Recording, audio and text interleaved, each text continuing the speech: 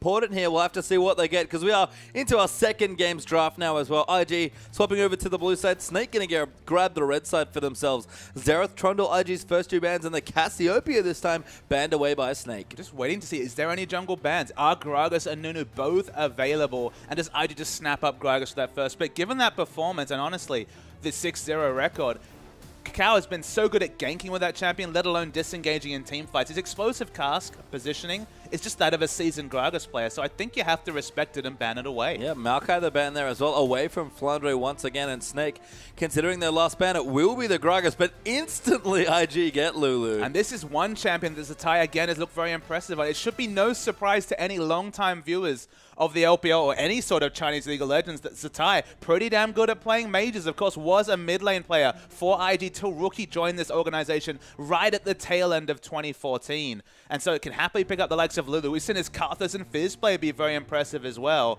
But Lulu top is what we expect, but of course, one of the most flexible champions in the league. And against a team like Snake, who love to play Juggermore, build up the Draven, build up the Jinx. They play lots of Protect the Crystal comps. Taking away Lulu puts a dampener on even a lineup that looks impressive with the likes of Jinx, of Janna and Nunu in the first 2 picks. Yeah, Snake at their honestly prime first 2 picks, you have to say, in the Janna and the Nunu.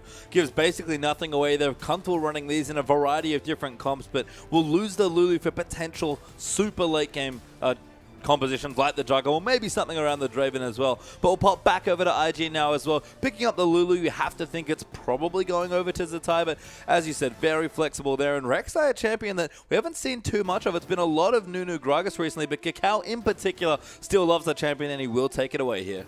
Now we're waiting to see if we saw the Kalista takeaway, but very late change away. Kalista takeaway would have basically guaranteed it wouldn't be a support Lulu just because the synergy between Lulu and Kalista, especially Fates correlated, although you can see the double knock-up isn't really necessarily there. They've gone for the Nautilus, so now they've basically 100% committed to the Lulu being a top or mid lane choice.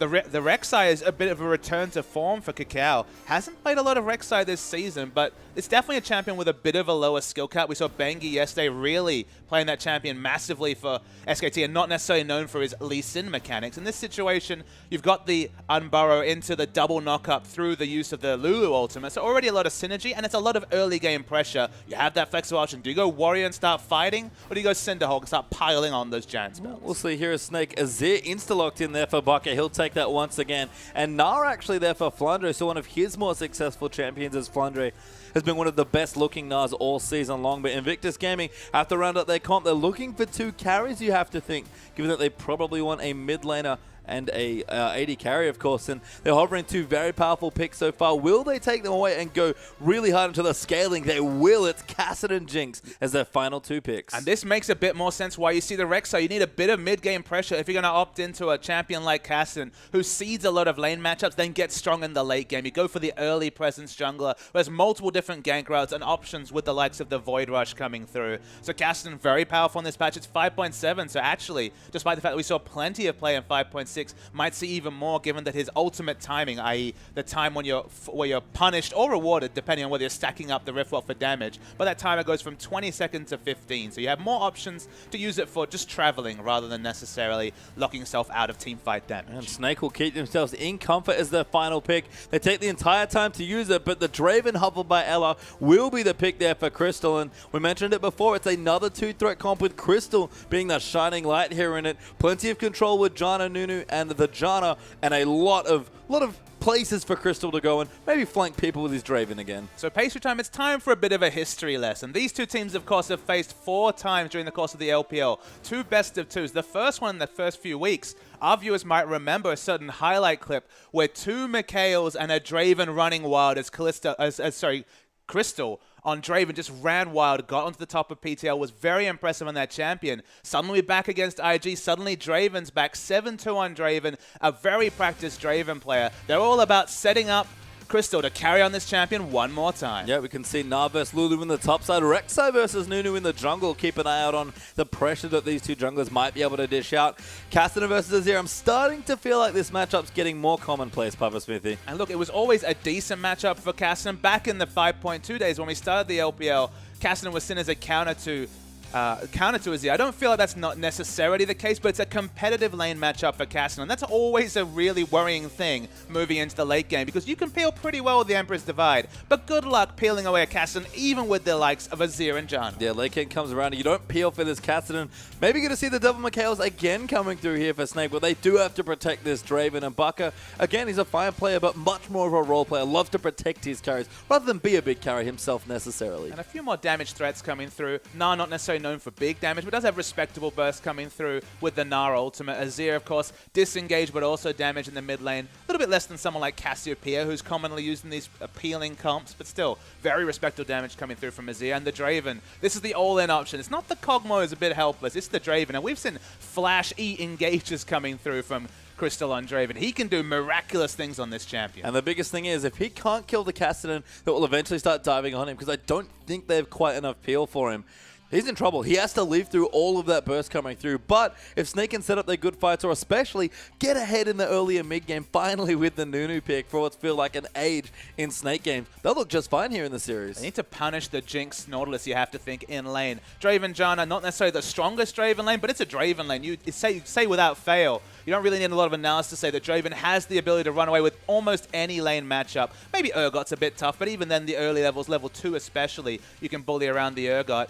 IG, to their credit, they've picked winning lanes to supplement the Cassian. They've got the Lulu, who against Nah is going to be competitive, but definitely has more pushing options, has the AoE clear from level 1 rather than Nah, who actually needs to be in Mega Nah form to actually push aggressively outside of his auto attacks. They've got a strong ganking jungler. Kakao can show a lot of presence if he chooses in the early level. Level 2 for that uncleansable CC coming through, compared to Nunu, who's more of a counter ganker and again, a controller of neutrals, whether it's turrets with the Blood Boil or dragons with the Consume.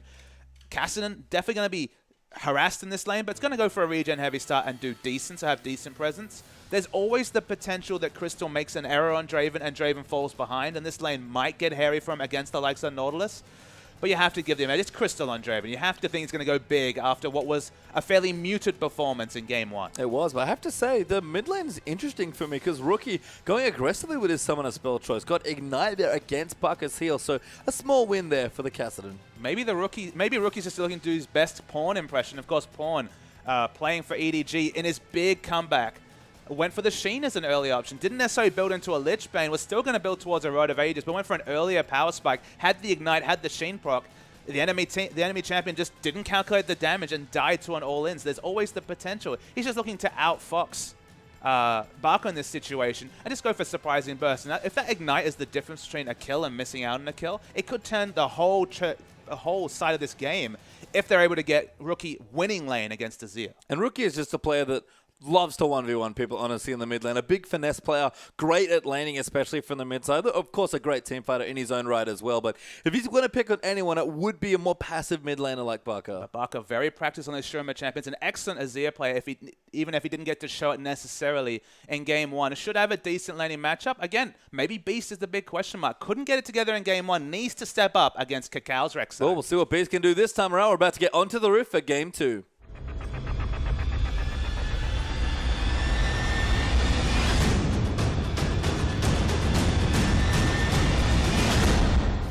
And welcome onto the Rift here as Kid and Kitty is going to take the Krugs down to the bottom side, but we do have a slight pause here to start our game. And again, just looking down, kind of popping through the minimap just briefly while we can see champions moving around there. And it seems like, again, we'll have standard lanes. Yeah, it does seem like they're tending towards standard lanes in the first few seconds of the game. Working out some technology kinks, of course, the grand final tomorrow. Hopefully we're not held back by any sort of technological difficulties tomorrow. Standard lanes, you have to think bodes well for the Draven. You always expect it. Janna, honestly, waiting for Draven to hit level 2, throw on that Eye of the Storm and let him go wild with the axes. And Crystal does love to go wild with those axes. We've seen his very aggressive Draven play before. And it's so weird to me to see Crystal play like that, but it's often been, and this was the big product of a lot of Snake's early wins. When they've gotten ahead, it's been Beast. It's been the most impressive-looking member of this team for me, and his Nunu's been legendary throughout the LPL, probably eclipsing Clearlove, honestly. He's had one hell of a season waiting in the finals tomorrow, of course, against LGD. Beast is a great player, and he looks to dictate to a lot of different teams, but Kakao definitely had his number in game 1, so we'll see if he has a change here, now that we're back in standard lanes especially. Honestly, these two Korean imports are really the big unexpected revelations of the 2015 LPL split. Both Beast and Ella have been so surprising despite coming from unfancied backgrounds to Big File Miracle and smaller teams rather than necessarily the superstar names like the Katie Rolls to Arrows, current OGN champions coming into this season were Kakao and Rookie, so a lot more name value, but Beast and Ella have been very effective for Snake in getting them to second place. Yeah, it's interesting to think that with all of the Koreans that were imported into China, the big names that are waiting tomorrow as well, Invictus, Deft, of course, the Samsung 80 carry battle will be there in our finals. Kitties does go down towards the bottom. Crystal trying to get aggressive, but couldn't quite get the advantage despite both of them taking away an early camp. I mean, that's the thing. They're probably top 10 players of the Korean imports this season. There was, quite a few of them. But the fact that they're up there with names, maybe ahead of people like Lupa who've struggled in this season, it's big credit to Snake and their scouting department for picking up these unfancied players that have really gelled so well to set up Snake's carries. Yeah, and they've looked good as a team. They've kept their roster consistent. We do have another pause here as well. And that was the thing I wanted to mention coming into this series, actually, is that Snake's roster, came together late last year, I believe, just before the LPL season started, but after they'd already qualified. A new roster and have now played together for an entire split. IG have changed up so much in just one split, finally settling on this roster here, and who knows what potential changes will happen moving into the next split for this team. It took a while for IG to get settled, and Snake, they've looked great from day one as a cohesive team, which is crazy to think given the mixed languages in there as well. I think if it was a different format in the LPL, that would be a very valid point, but you think about when Zatai stepped onto this team, about week 6 or 7 of the LPL, just before the Demacia Cup break. It was only actually in the Demacia Cup where he really decided to look to fit in and actually have champions that differed from Pokemon, their previous top laner. But the crazy thing is that since that point, he's probably already played over 20, 25 competitive games with this lineup as a top laner. They've obviously got better and better as they're going on. You just compare that to someone like Dada, who'd never played more than a 13, 14 game season, I believe, through the OGN. It tells you there's just so many options to gel. So even though it wasn't together in week 1 or week 2 when this team got together, they're fairly practiced. You now know what to expect out of Zatai as a top laner, and that wasn't the case a month ago. Certainly true here, but both teams have looked good, honestly, in their synergy for the most part here. When they play together, it seems like they win together as well. And Snake, that's a big question. If we do pop back into the game, can they arrest an early game this time around? And Barker, at least, getting competitive here with his Azir, trying to zone out the Kassadin early on. I mean, honestly, the first big win condition for Snake is actually get a winning lane matchup going, whether that's a big gank coming through from Nunu or an individual outplay from Crystal.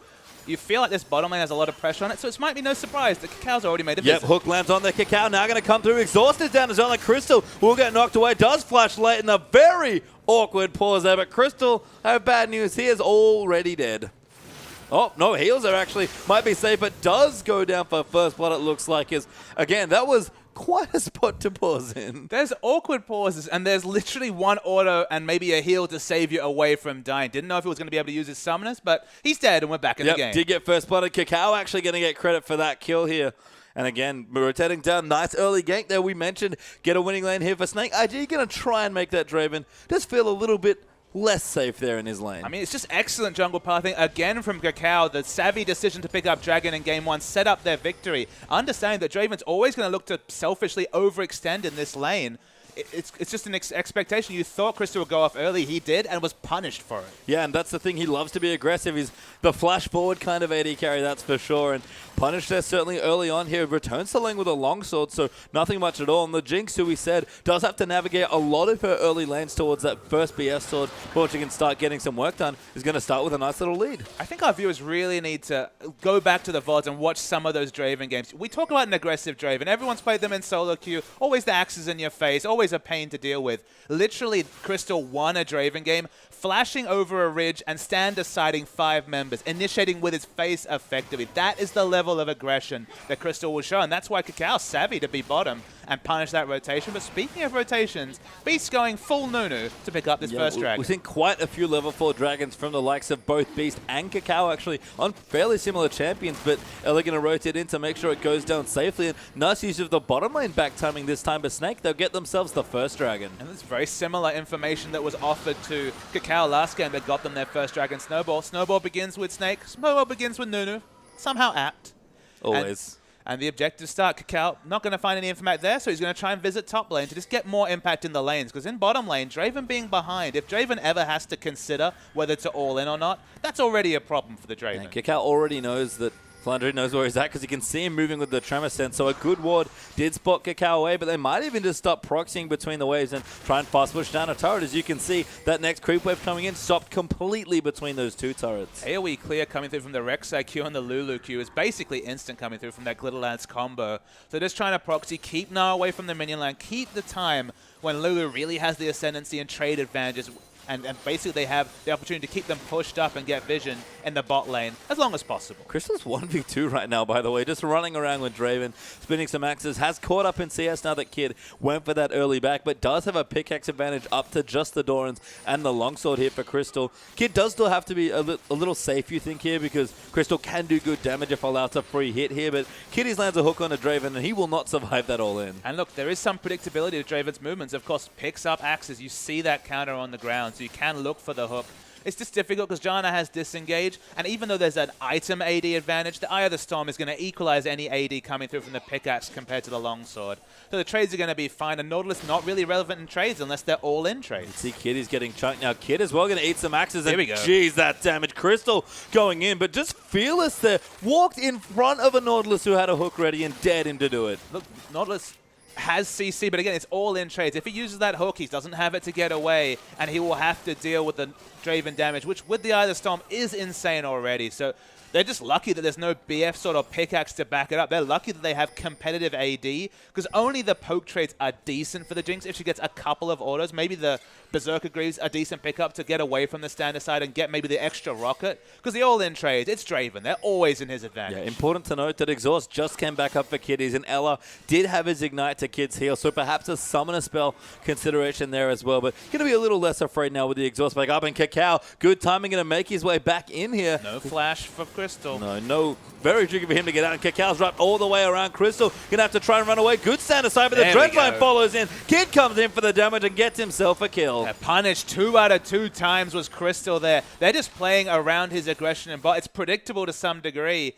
Maybe he's going to have to mix it up, but then why pick Draven? That's the big issue, is that if he just is relegated to the farm game, he's not justifying the pick, and Kakao's over him like butter. Yeah, you can see 1,000 gold up already, actually, there for IG, just given the pressure they've put down in towards the bottom lanes with those 2 kills, and Crystal already adapting, interestingly enough. We normally see Bloodthirster into Last Whisper, but he's already picked up a Bilge Water Cutlass. Maybe that's just for some early game laning presence, because, I mean, doesn't really necessarily have a lot of synergy. Doesn't fit into his build. We've seen his Draven enough times to know it's Bloodthirster into Last Whisper, into a Trinity Force, and then maybe an Infinity Edge considered after that. Has always been about catching axes rather than buying any sort of steroid items like the Phantom Dancer or the Static Shiv.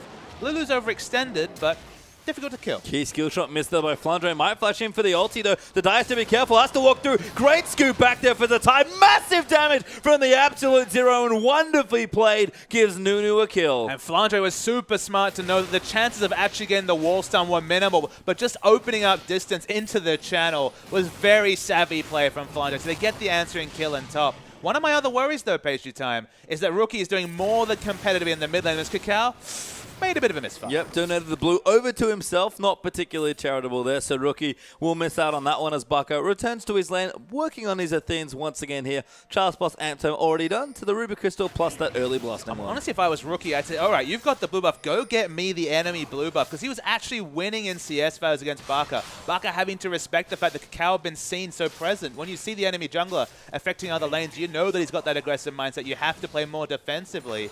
But no blue buff in mid means he's going to get poked out, means that the wave clear is going to be registered here for Barca, and it keeps Rookie down. Yep, Barca going to go ahead and take that blue buff actually as Kiddies hits level 6, and now Crystal has to respect some of the damage. Depth charge already used. Crystal's forced to flush away. Kakao even riding in. Dredgeline just short there, but very close. And Kakao even ulted in to force another kill in bottom. And the defensive flash there, I thought it was premature, but you could see they were going all in on the hook, or maybe even a turret dive coming through. They are ganking Crystal at every opportunity, and now that he doesn't have flash, once again, pressure relieved from Kid. They are not repeating the mistakes of games 1 and 2 between these two teams way ago in the split. No, I mean, Crystal's Draven, once it gets going, is a sight to behold, but the key phrase there, get going. Crystal being held on quite well so far, despite keeping competitive in CS, but Jinx is no slouch of a late game carry either, and while Crystal might have the aggressive advantage now, do not discount kids mid to late game power once he gets going. And it's worth noting, it's an emergency item build that doesn't necessarily fit into any obvious Draven items. Blade the Ruin King Draven doesn't necessarily strike me as a particularly scary build. He's never built attack speed, so the attack speed is going to be, I mean, obviously valuable to an extent, but it's not going to be multiplied by any crit or anything like that. And the AD scale on his Q is high.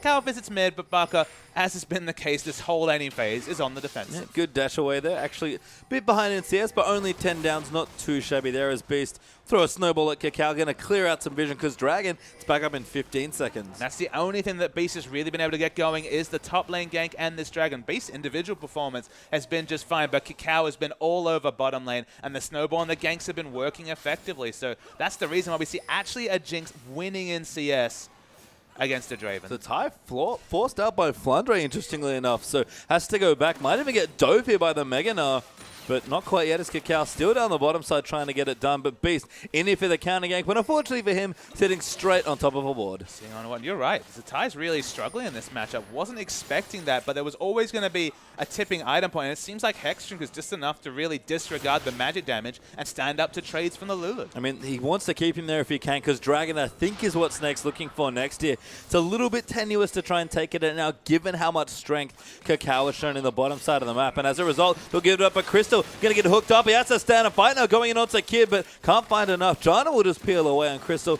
Safe for now, going to lifesteal up very healthily. Honestly, Kid's mechanics let him down that situation in the mid. Cacao in trouble. Baka launches him back into the turret, but an attempted gank goes a little awry, but Baka, no hope of a kill there. Yeah, just returning to Kid, actually stayed in rocket form too long, would have got 3-4 more autos, then cancelled his first machine gun auto. Just wasn't able to do realistic trade damage in that situation. Although they didn't use the depth charge, it was a trade that should have opened up a effective health advantage between the carries. Yeah, Beast on top of a ward now as well. Once again, tries to come to the bottom lane, sneak his way in, and is getting spotted here. So Kid and Kitties will play nice and defensively. Cacao in the area as well. If they want to opt in for a counter gank. And Kitties with the shield on there, pretty tanky here. Crystal trying to poke in, bait them into a fight, but they already know Beast is waiting down there. Rek'Sai can just go back. Already had the Cinderhulk complete, so it's definitely going to be the health stacking coming through from the Rek'Sai. Not necessarily going to go for the Warrior in chat. Probably scales into late game better when you're going to be more of a utility tank, even if you do have the extra AD and armor pen from the Warrior. So fits the build, and of course you still have excellent clear thanks to the Cinderhulk. Yeah, that ward's dropped now as well on the bottom side, so might be a bit more on the defensive now while IG's duo, given that they don't know that that's going on. But Crystal will get depth charge up. Ella will also get hooked away. Crystal has to dodge this hook, but the Riptide's going to come in. Ella doesn't quite body block, but a great ulti away, but the flash hook will come in. Crystal going to get snared up again. Cacao's joining in. Ulti just wide. Rookie's here as well. Crystal goes down to Cacao, but Flandre might be able to make the difference. Goes in, almost Meganar going in. Massive 4-man ulti. Walloped him in under the turret as well. The Hexdrinker procs, the wild grows down, and it's not quite enough for Snake as Rookie going to look to dive in again, but 2-0 IG. With the teleport flank coming through, I thought it would go bad, but Baka did not rotate. Of course, hard to match a Kassadin when it comes to rotating, but the result was 2 free kills coming through from IG, and this should be the answering Dragon. Yep, that Dragon is warded there by Snake, so they'll have a timer, but no hope of Beast getting in range to steal it. Draven ulti is coming down. They're going to try and take it, but a little too optimistic on that one. IG will back off it, and Cacao makes sure he gets away and smites it. Honestly, the communication has to be another question mark for Snake. You saw the teleport being channeled by Flandre. Needed to communicate with Baka and understand that there was no point contesting. Was only ever going to give an extra kill because Azir just wasn't in the area. Beast there going to get spotted out by a Praise Seeker, but just walking into the jungle, trying to get some wards down. No sight stone, interestingly, yet for Beast. Actually just has some consumable standard wards being picked up here, but trying to get some vision. Now we'll collapse the tunnel and take away the Raptor, but blue buff should go over to Rookie this time around. Unless Cacao fancies himself another one. I really like the build coming through. I mentioned the boots too coming through from Jinx. Kid has finished the Berserker Greaves. It's always been a pretty standard thing on Jinx because movement speed and attack speed interacts really well with orb walking around your rocket form. But in this situation, it just means that even if he takes a couple of axes from Crystal, you do get a bit of trade damage with your effective range advantage with the Draven, just to ensure that trades aren't landslide at the advantage of the all-in trade specialist Draven. And you can see Kid and Kitty's doing just fine here, up slightly in CS. after taking away the Krugs, but keeping up very nicely as Draven has actually completed a Blade of the Ruin King. So I have to assume pretty scared of Kakao and Rookie diving in. We talked about him needing some self-peel here against the big divers from IG, and that's at least what this build gives him. It's just such an emergency build. It doesn't really interact with any of his spells. He already has a Janna and a Nunu for team fights. It feels like, honestly, he was forced into the build world and just had nowhere to go to have any effective items early. Well, going to be okay right now as Kakao and Baka will have a duel in the mid lane. 2-level advantage here for Baka, but Kakao just running into him. That might force the ulti out. Heal is back as well. Baka trying the 1v1. B's going to come in as well. Empress of Ike will push Kakao away, but now it's a little too hard for them to go back in. A soldier will come down. Kakao, no flash, actually might be a little too far forward, and Baka pokes one over the wall and takes him out. It felt like Kakao was just too greedy to try to draw out the Emperor's Divide. Kept following and multiple members rotated, so punished for his over-aggression there with Kakao. Honestly, his first poor rotation probably in the first 2 games. He gets himself killed as a result as Flandre starting to bully Zatai quite a bit now in Mininar form in particular. And Kakao there, pretty steely faced after that mistake. He probably knows it was a bridge too far. It'd be interesting to see how IG are going to play around this Lulu versus Nah matchup, because it was always going to get better and better for Nah, and Lulu was just going to have to build for team fights, build up that early 40% CDR, build up a bit of AP, and then start rotating. Of course, Lulu's going to be so much more effective in team fight situations than she is in terms of a tank fight with Nah in the top lane. So I feel like we're just waiting for that teleport to come out, but they got an unanswered dragon, so unfortunately for Zatai's perspective, just has to sit in lane and keep clearing waves. Yeah, has his CDR now though, with the boots and the Morellonomicon completed. Probably move into a death cap as his second item. Rookie Rod of Vader's done plus a Phoenix Codex, and you can tell 10 CS ahead already, starting to keep Baka back deep towards his turret. Very safe there, very passive in the lane. It'd be interesting to see if the Blade active, just the lifesteal coming through from that component, is enough to keep Crystal from what is going to be, at some point, a Rod of Ages, Athene's Unholy Grail, Zhonya's Cassin. That's just what we expect coming through from that champion. It's a smart rotation. Rookie, though, goes super aggressive. Great rotation. Rookie, yeah, far too deep. Hashtag has to back away there. Beast will flash in after him. Now Kakao, maybe the next target is Kitties. Will maybe have caught out Beast here. No flash for Nunu means he has to run away, but there's a Sun Turret protecting them as well, and Beast will just walk casually out. It's the happiest trade of your life, trading a jungler's flash for the Castans of all things. Suddenly, Crystal's life is that much safer. He had to deal with Kakao opening up pressure on bottom, forcing his summoners, killing him multiple times. Finally gets an assist from his own jungler, as no flash on Cassin will be relevant in the next fight. You can look at the gold lead now, actually, with a tower taken out. That tower, sorry, taken out in the mid lane. Only 1,000 up here for IG. Will make it about 2,000 up now, as they do take the bottom turret away from themselves for their first. But pretty even here in kills, very even in dragons, and the towers bit equalized as well. Means for all the advantage that IG have started to build up, it's actually not that big of a lead so far. It is really difficult to kind of put a value on how important it is that Jinx is 1,000 gold ahead of Draven. You might think, okay, he's 1,000 gold ahead, that's the value. But the big consideration here is that Draven should win this lane in a landslide fashion. He should be dominating. He should be items ahead. He should be cashing in his stacks and picking up more and more gold. Being behind or worse for Draven is a big situation here. He's not building up the items to deal. He's been forced into an emergency build as well. This Draven is going to take a lot longer into the game to be the Draven we expected in previous series, and he's against the likes of Kassadin, who can really dive this backline. Yeah, you can see Rookie starting to split push now on the Kassadin. Smart stuff here is Crystal picking up stack after stack there, but Jinx, Infinity Edge done now as well for Zatai. We've got a blasting one now in Zatai's inventory as well. Things certainly stacking up here for the members of IG, and with Dragon back up in a minute 10, we're going to try and break that even 1-1 then, so you can get their second Dragon moving into the very important third. Yeah, you mentioned the Rod of Ages. That's a stacking item. That's more power a bit later. The fact that Jinx could go a snowball Avarice Blade, not an emergency Avarice Blade in a Draven lane, this lets you know that this game, they're happy for this game to go on. They're happy for things to scale up, because Jinx will always have a natural advantage in team fights. She's so much more maneuverable, assuming that first kill comes through and she gets excited, than the Draven, who has the much more linear playstyle. BF Sword now completed.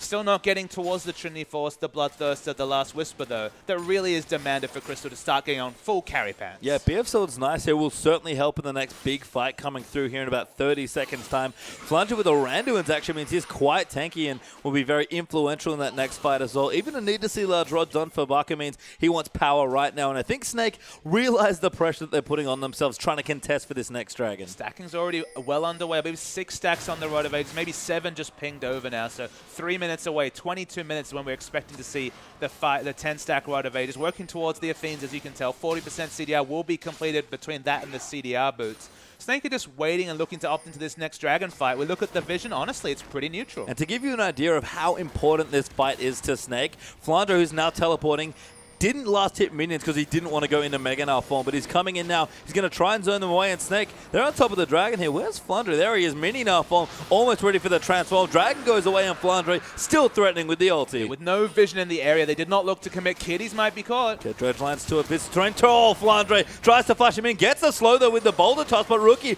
coming around as well. The standard side moves in. Tornado on to Kiddies. They might be able to kill him. Beast channels the ultimate, but Rookie looking for the flank. Goes in, but the Monsoon will disengage, and Baka keeping them all out there. 1v4, but Ella now getting chased down. Bucky gets the first kill. Crystal still alive. His Kid's now completely out of position. Cacao gets flashed on and dies. Kid eats a snowball to the face and gets knocked up by a Nado. That will go over to Gnar, actually. And Snake, they get the Dragon and 3 kills for it. The Kid made a huge mistake in that situation. Flashed aggressively after Ella to get the first kill. Get excited. Didn't get it. The shield was off cooldown and just was caught with her pants down in the front of the fight, just killed by Nunu. Once she falls down, only so much Rookie can do before those big items are completed. IG did not need to fight in that situation. Their item builds didn't dictate a fight. They're scaling up. Wait for that scaling, then commit to a fight. And now suddenly, Crystal cashes in, Crystal gets a kill credit, and he's just going to get stronger as this game goes on. Yeah, right back to where he wants to be here. Or maybe not quite as far as we can see. That gold lead pretty much equalized now between the two AD carries. So impressive stuff there as Flandre going to go back, and certainly a slip there for IG to not have vision around the area of the Dragon, but they showed so much respect to Flandre's Mega Gnar there. It's just a really big cash in to equalize that goal. Remember, 1,000 gold behind just a moment ago, completely equalized just from cashing. Now has a Bloodthirster. One thing you can say about these two items, there is certain synergy when it comes to lifesteal. We're talking 35% lifesteal. Got to kill that guy fast or he'll lifesteal right back up. Yeah, Flandre running in, but Zatai whimsies himself to safety, so we'll be okay there now. And thinking about Draven's build a bit, certainly understand that Bilgewater definitely felt like an emergency purchase, but this build feels very intentional for Crystal, and I think with all the divers, Rek'Sai Cassin in particular, I can understand why he's going for such heavy lifesteal in this build. That's what I was mentioning. With 35% lifesteal, you don't kill him instantly. He gets a second wind. You know, he gets the Janna shield, and he's effectively healing huge amounts. Of course, the Welding Axis procs lifesteal, so you're already doing such an amount of AD that you will be able to lifesteal up. You definitely need to go for the burst trades, which Kassadin does specialize in, but we're talking about 6-item level 16 Kassadin, more than the Kassadin now that'll maybe chunk out 40% of his health on a fairly short cooldown. But that's time between spell rotations for Draven to heal up. And you can see Ella prioritizing the Mikhails there as well, so clearly knows who he needs to protect. As almost always, it is Crystal once again, but good rotation here for IG. Going to get the hook on Ibaka. Rookie diving in, but goes way too far. But Kid will still get the kill, and a very creative ultimate by Azir, but not enough to keep him alive. So we're waiting for Surfing Kassadin, apparently. He found a big wave coming through from the Emperor's Divide Road to the back, but thankfully, from a Rookie perspective, wasn't punished. Flandre trying to come down, and Snake are doing everything they can to wave clear away, but without Nazir, especially one that can set up here, it's just some Janna tornadoes and a couple of auto attacks from Draven to keep them away. And you can see Ella getting chunked up by Rookie as Crystal eats a hook there. Rookie dives in, but Beast channels the ulti. Crystal life stealing, but it's not enough, and Ella going to get knocked up there as well as Cacao comes in. Rookie finds himself the doubles. The tie pops a wild growth as Cacao will dive in. Flandre, he's here as Mega Gnar, but it's not going to last too much longer. Tower will go down. Rookie going to dive in once again. Flandre going to eat some rockets here and look to go down as the hook lands in. Kid with that next kill, and it's 3-0 this time to IG. Honestly, it's really poor positioning from Crystal. A second game in a row getting caught out by the Nautilus hook. Had to respect that CC. You saw, even with all the lifesteal in the world, Kids free hitting the Draven of all people in the front line. Okay, was in rocket form, wasn't quite minigun, but was doing massive amounts of damage. And you can have as much lifesteal as you want when you're taking 3-4 members aggro. Yeah, no Mikhail's there for Ella, so maybe not communicated there, but a bad situation for the Draven, and a fourth turret now being completed for IG. So 3 Addles down, plus the tier 2 in the mid lane, and 2 on down in Dragons, but we do have one coming back in a minute 55 as Snake trying to answer back onto Rookie, but Kassadin fairly tricky to pin down. So we saw that previous fight that Jinx was involved in where she died early, she couldn't get the reset. Honestly, Pastry Time, that's not really a concern now when you have Infinity Edge, Static Shift, and a Snowball Last Whisper. Suddenly Jinx is super, super strong, and look, Beast is pretty tanky but has no armor. Okay, Gnar, still relatively tanky, but the first kill getting excited is the core tenet to IG winning a fight, because suddenly then the AD carry has huge mobility with Get Excited. Kasten already has crazy mobility, and they have the utility coming through from the likes of Whimsy. The first kill so much easier when the holy triumvirate of AD carry items is already complete at 24 minutes. Yeah, and maybe to add insult to injury there, Zatai has completed his rabbit on Zera as well, so good to go as far as mid-game Lulu items go, and IG are going to posture quite aggressively around that Baron. We'll just clear out some wards, but now Snake with that third dragon, fourth overall looming as well. They have an extra objective to worry about as well. Exactly, but not the dragons, of course. Only 1 to 2 in terms of dragons at this point. So the dragon pressure's not on them like it was in the previous series. Split pushes between the top laners, both of them having teleport in a second or so as the tie will get us through.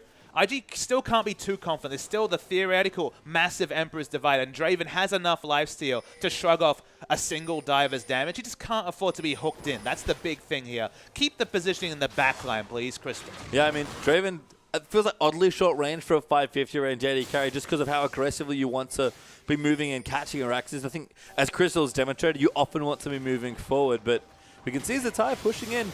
Baka will clear him out, actually puts him straight back into the turret, and Zatai with his ult, he might have to use it. Baka's doing good damage now with that stinger, and he'll keep chasing through, but Dragon looking to go over to IG as Baka's still chasing in, and Zatai gets himself away, but crucially IG are going to equalize the Dragons as well. Yeah, the soldiers are just too far behind. Felt like when you have the ball behind you as Orianna and watch them slowly move forward. So no kill pressure, does get the ultimate out, but doesn't actually even get the flash from Zatai in this situation. That ult, 40% CDR, is on a super short cooldown. He's going to have to walk his way back down, and no dragon picked up. My mistake was actually spawning there as IG at least got to clear out vision in the area, but we'll have a full-on 5v5 for this, you have to think. Rookie pushing down the bottom. That's going to leave Flandre there to try and push it out, and he'll build up a bit more rage. He's ready now, actually, to transform into Mega Knight. Has good rage management there, and Snake, they're going to get on top of the dragon. First poke did half of Ella's health just coming through from the zap. Snake have to fight this smart. There is a team fight in this situation, they win, but it's so hard to execute. Rookie does get poked away, but it's a good pincer here from IG. You have to think as Flandre going to go into the Mega Knight farm now, looking to zone them out. Snake on top of the dragon. They'll try and take it away. Beast is on Nunu. They're going to be too bad. Flandre, big ulti there onto 3 people, but Rek'Sai takes away the dragon. Flandre going to get too low, but Beast going to turn to the ulti. Rookie gets kicked out there by the Monsoon, but the damage is too high right now. And Crystal chasing away the Cassidy and can't keep going in. Kid going nuts. They gets a double, maybe make it a triple. I think that's a quadra. Can he get the pentakill? We'll have to wait to see if it registered. There's 4. Kid get it going. Make it 5. Kid gets a pentakill. Pentakill for Kid. He just got able to go through. Of course, the first kill took so long because the flank was coming through from Rookie. But once that came through, he started licking his lips. Pentakill to put the axe on what is looking like a second victory for IG. Looking very good there. Even equalized the Dragons again as Snake just can't find a foothold in this game. Straight to the Baron for Invictus Gaming as well. And again, what was it? Kind of a back and forth game with IG getting small leads here, and they're building up the gold about 3,000-4,000 gold ahead. All of a sudden, catapulted up to about 7k ahead. Gonna be more when the Baron goes down as well. And one last shot might be coming through for IG as Snake have to defend so hard. And after a pentakill, you might be forgiven thinking, okay, this is the Kid hard carry, but it's all about Cacao equalizing what is super tough bottom lane matchup against the Draven Janna. So many visits to bot. Every time Crystal thought, okay, he was just here. I can overextend for damage finally, get that lane control I need. He was punished multiple times, although we're going to see the replay of the pentakill coming through. Kid's actually womboed, but there's just not any other dive damage to come through. At this point, the fight's looking okay, but the burst comes through. Flandre takes so much damage with the last whisper completed, and as the fight continues into minigun form, so much better switching between the rocket launcher and minigun. Barker gets taken down. We're wondering, where is that 5th member? Nunu trying to sneakily recall. Zaps enough, and that's pentakill for Kid. I have to say, big credit to Kid there for using his ultimate very intelligently. Basically assassinated Flandre with it after he dove in, and that was the reset he needed to just take the rest of the fight. It's one of the few times I wish we could see the kill credit score just to see how much damage that super mega death rocket did, because Flandre had a lot of health. But with the missing health damage coming through from that item, with the 4 items coming through now, of course, with the extra BF sword working towards, you can only assume is the QSS item coming through here. You just have to feel like Jinx at this point is just god mode when it comes to damage. There's the Zatai even pressuring as well. The Baron Cannon helping him out quite a bit here as he just pokes him with a Sheen now, going for the aggressive Lulu option of a Lich Bane third. Given the pace of the game, can't really blame him. Looking down as well, Rookie's now building up towards the Zhonya's, but does have his Rod of Ages fully stacked and an Athene's. Flandre will try and zone Zatai out, but 2 levels down still actually on Zatai. Fancies himself a fight, although Flandre does want to make it a 1v1. Looks for the wall up and misses, and Zatai too sneaky there with 40% CDR. And there's nothing 1v1 about a Baron buff minion wave coming to your aid. The trade damage already going to be decent from Lulu. Can open up a gap when he's in Mega Gnar form and just poke, as we're waiting to see if they can actually break the base. Because although they've piled on advantages, breaking the base against all the wave clear from the likes of Baka is difficult. Yeah, you can see Baka clearing out waves en masse there with Crystal, poking in axes where he can. Tier 2 in the bottom side will go down here to Rookie. It's quite tricky for Snake to rotate down. In fact, IG are already here. Make sure the turret goes down, and a 1-3-1 actually is the pressure option here for Invictus Gaming.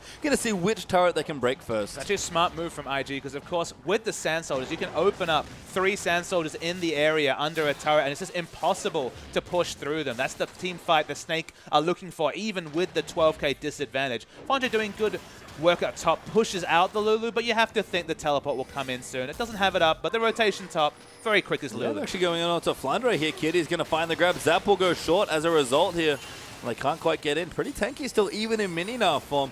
Building in towards a Warmong's. Zatai, though, will go back. They actually traded ultimates in the top, but Zatai with his CDR will beat him to the punch as far as cooldowns going. Again, IG playing patiently, but at this point, that's all they're required to do. The Lich Bane completed from Lulu, you might think is just for the single target damage onto the likes of Crystal, but honestly, with the 1-3-1 we're talking about, excellent turret pressure now coming through from the Lulu with the AP stacking, and now the Lich Bane expecting her to be chunking out the turret when she finally manages to push it against Flandre. But we have to remember, only has ranged wave clear in Mega Gnar form. 10,000 gold down now our Snake, and Baron buff has dropped, I believe, so no advantage there for IG, but Dragon coming back, that'll be a third for either team if they can pick it up, and Snake pretty anchored to their base at this point, although a Sun Turret does come down to give them a bit more wiggle room in the mid lane. Going to be tricky here for Snake to get out of their base, and IG can just slowly play around objectives. Although Crystal has found Rookie, or maybe Rookie's found him. Zhonya's out there as well. Nautilus coming through, and Draven, nowhere good to go, gives Rookie a kill. And the big issue with this build is, although the double lifesteal was looking apt given how much diving was happening, suddenly you have no steroids whatsoever, not even a Trinity Force at this point to justify the juggling of axes. Decent AD scaling coming through from the Bloodthirster, but this is a super low damage, non-snowball Draven build coming through, which is usually an indicator that the Draven's going to be relatively useless in a fight. I mean, it's another late game build for Crystal, you have to think. Much more focused on getting through the early mid game, which is tough with all the divers, and just getting to the late game stage where he's always shown he can be strong. The only way I can justify it is that he had the longsword, of course, purchased before his first death, had a second death, realized the only way he could get any sort of effective item lead was with the Bilgewater, was priced into that build just with the item purchase he had. But honestly, it's thrown his build off so far that maybe just getting that Vamp Scepter and sitting on, just getting an extra longsword and not finishing the Bilgewater would have just had the psychological effect of opening up other build paths. Because all he's managed to do this game is put himself in a situation where he's not even the late game Draven his team needs. Unless he gets, what, 2 more? It feels like he needs 2 more items to really justify this build path. Yeah, same situation as last game. Snake trying to hold on and defend with the late game team fights. Although Flandre doing a good job getting Zatai out. Kid and Kitties finally find some free time in the bottom side of the map, and that's a dead inhibitor turret. Absolutely. There was no wave clear there. Azir was at the top side of the map. He's the only one with AoE wave clear coming through from IG, apart from Mega Gnar in Mega Gnar form coming through for Flandre. So just able to push down the turret, get Azir top, push down bottom. Very simple strategy, but well executed by IG. Good stuff here as the Dragon is available, but IG not particularly interested right now. Want to actually take some fights instead. Ella going to get hooked up. That Rocket just gets the kill for Kid. Beast going to look to go down here as well. So Zap doesn't snipe him because Rookie is taking it instead. And IG, 2 free kills, going to take the bottom inhibitor. That super mega death rocket did over half the health of Janna. Okay, Janna not the tankiest of champions, but that's just a deceptive amount of damage. Shows how far Snowballed Kid is. This mid turret's going to come down soon, and you have to think shortly the game for Snake. Yeah, 4 damage items done for Snake. Second inhib's going to fall as well. Rookie going in deep there onto Baka. Wild growth there from the Zatai, and Snake already tapped the mat. Another surrender as IG were all but winning there in the inevitable last push, and Crystal takes a big, deep breath there. That's 2 games in a row. He's not been able to find a foothold, and Snake now find themselves down 0-2 in the best of 5. And Crystal, the equal MVP leader, up there with Def, only a couple points behind, looked for a big performance in his last best of 5 of the season, and honestly has been punished 2 games in a row. Lots of credit early game to Kakao for such smart jungle pathing, playing Rek'Sai like you can play, so aggressive, just using that tunnel behind the turret, getting the picks onto Draven when he was overextending for damage, being there multiple times, setting up Kid to have a majestic performance, pentakill coming through on the Jinx, and between Jinx getting that first kill, which was so easy when she had 3-4 AD items, and Cassidy hitting level 16, nothing you can do with Snake. And credit to the IG carries, both Cassidy and the Jinx there for Rookie and Kid look great, but I agree with you, credit to Kakao, who once again held Beast on his Nunu for a second time, just completely down in the jungle. I think we actually have a replay. There's going to be plenty of them coming through this game. There's lots of highlights coming through, but it must be pentakill coming It time, is. I think, pastry time. So Snake, they started onto this dragon. Crucially, look down the cooldowns. Emperor's Divide is not available, and you have to remember that Crystal at this point was a stacking lifesteal. He's not going to have a lot of consistent damage. So we'll roll the tape here.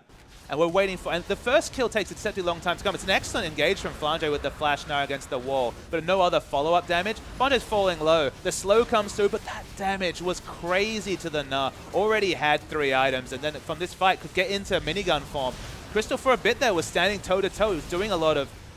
getting a lot of lifesteal, but of course multiple members were able to turn. Kid, he found Nunu trying to be very sneaky, to backing in the turret, backing in the grass, and that was the pentakill coming through for Jinx. Yeah, Beast tried to deny the penta, but unsuccessful there in that adventure.